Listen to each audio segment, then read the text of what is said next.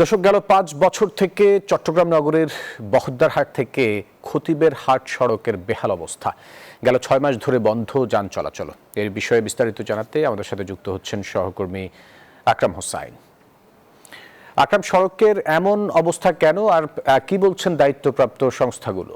ধন্যবাদ ফয়সাল। আমরা আছি এখন চট্টগ্রামের বহদ্দারহাট এলাকায়। আমি যেই সড়কটিতে আছি, আসলে এই সড়কটি হচ্ছে বহদ্দারহাট থেকে খতিবের হাট যাওয়ার যে সড়কটি রয়েছে।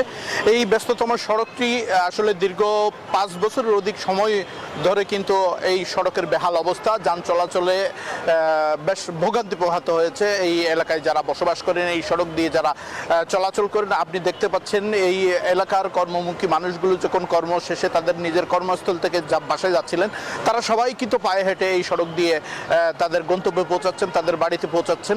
তবে দীর্ঘ ৬ মাস ধরে এই সড়কটি পুরোপুরি বন্ধই রয়েছে, কোনো যান চলাচলই করছে না।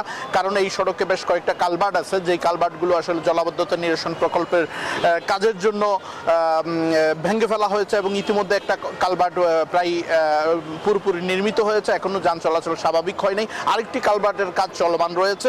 আমরা সিটি কর্পোরেশনের সাথে কথা বলেছি। সিটি কর্পোরেশনের পক্ষ থেকে যেটি জানানো হয়েছে, তারা আজকে জলাবদ্ধতা নিরসন প্রকল্পের সংশ্লিষ্টদের সহ নিয়ে সিটি কর্পোরেশনের কর্মকর্তারা সহ এই এলাকাটি ভিজিট করেছেন। এই এলাকাটি ভিজিট করার পরে তারা বলছেন জলাবদ্ধতা নিরসন প্রকল্পের কাজ শেষ হওয়ার সাথে সাথে চট্টগ্রাম সিটি কর্পোরেশনের পক্ষ থেকে এই প্রকল্পের কাজগুলো চলমান থাকবে বলে আমাদেরকে জানিয়েছেন। এখন পর্যন্ত চট্টগ্রামের খতিবের হাট থেকে আমার কাছে ছিল সর্বশেষ অবস্থা। ফয়সাল। চট্টগ্রাম থেকে যুক্ত ছিলেন সহকর্মী আকরাম হোসাইন।